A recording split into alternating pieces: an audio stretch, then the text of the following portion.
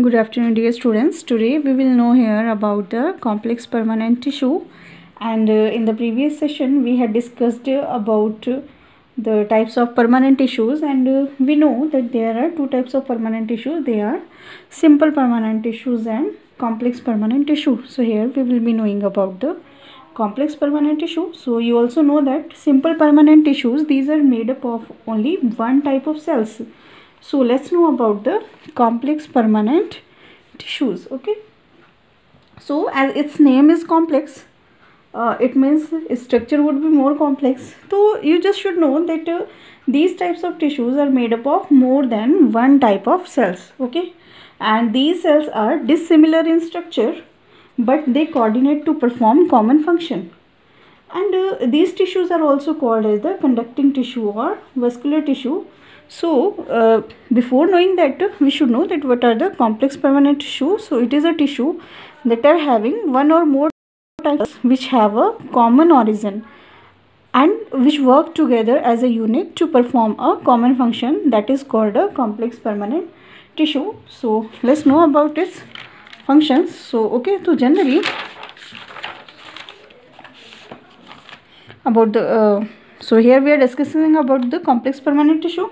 So as we know that in human beings there is a complete circulatory system for the circulation of food, water and other substances. So just like that, the plants have vascular or conducting system which help in conduction of food, water, okay, and which food, water throughout the plants, and these kinds of systems are made up of complex permanent tissues.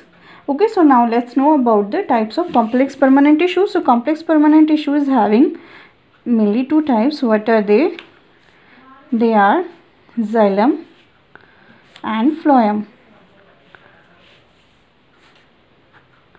Xylem and phloem. So here we will know about only xylem today. So let's discuss about discuss about this tissue.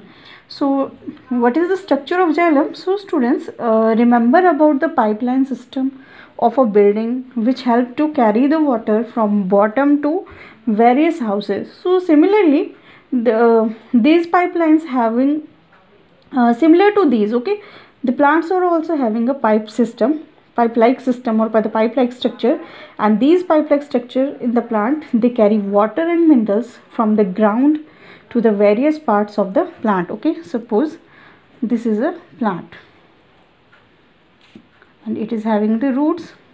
So from here the plant is also having a pipe-like system that helps to conduct the water and minerals, okay, from the ground.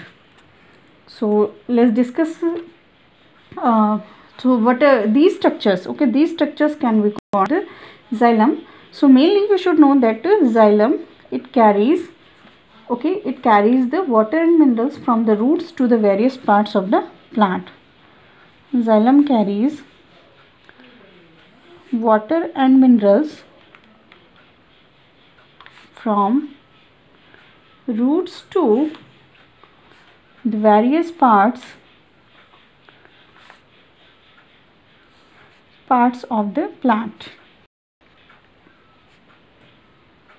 Okay, and students, remember that the movement in xylem, okay, it is unidirectional. The movement of means when it is carrying water and minerals, okay, this movement is unidirectional, means the substance that move inside the xylem and phloem, okay, they move only in one direction. So that is only upward movement is there. Which type of movement? That is upward movement, means the water and minerals, they will carry to the upwards.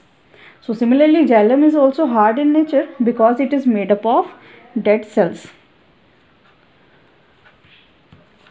So now let's know about the constituents of xylem. So xylem is made up of mainly four types of cells. So what are they?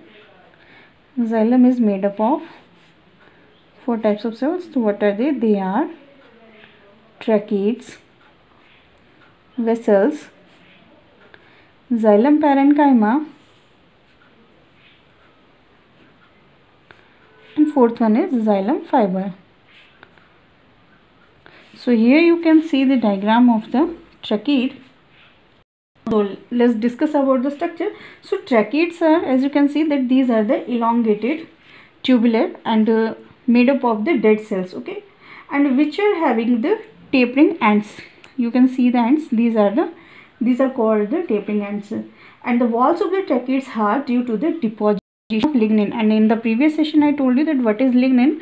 Lignin is a lignin is a chemical substance which act as the cement, okay. And what is the main function of the tracheids? They help to conduct water and give mechanical support to a cell. Now let's talk about the vessel. So if you will see the diagram of a vessel, okay, these are having short lumen and wide in comparison to tracheid. As you will see the vessels and trachea together, you will see that these vessels, these are short in lumen and having wide structure, okay. And students, tracheid and vessels together, these are known as the tracheary elements. What are they known as? They are known as the tracheary elements, okay. Mainly these types of cells, means tracheid and vessels, they help in the conduction of water and minerals. Now let's talk about the xylem parenchyma. So firstly, you should remember that xylem chyma is having only the living cells, okay, of xylem tissue, which help in storing of food. So xylem parenchyma mainly its help in xylem parenchyma helps to store food, and it is made up of the living cells, okay. The only type of the xylem cell that is made up of the living cells, okay. And it also helps to transport water and minerals horizontally. Like tracheid and vessel, they help to transport water and minerals vertically, and these xylem parenchyma, they help to transport water and minerals horizontally, and mainly it helps to store the food, okay. Now let's know about the xylem fiber. So as you can see in the diagram, these are also what are they? These are also the tubular structure, okay, and mainly these are made up of the dead cells, okay, and the dead cells are of sclerenchymatous tissue. And as you can see in the diagram, these are also long, narrow, and they provide the mechanical support to the plant. What is the main function of the xylem fiber? It has to provide the mechanical support to a plant. Now let's know about the functions of xylem. So the main function of xylem is it helps in the conduction of water and minerals. It helps in the conduction of water and minerals. Second, it provides mechanical strength. It provides mechanical strength to the plant body. And the third one function is xylem parenchyma helps to store food.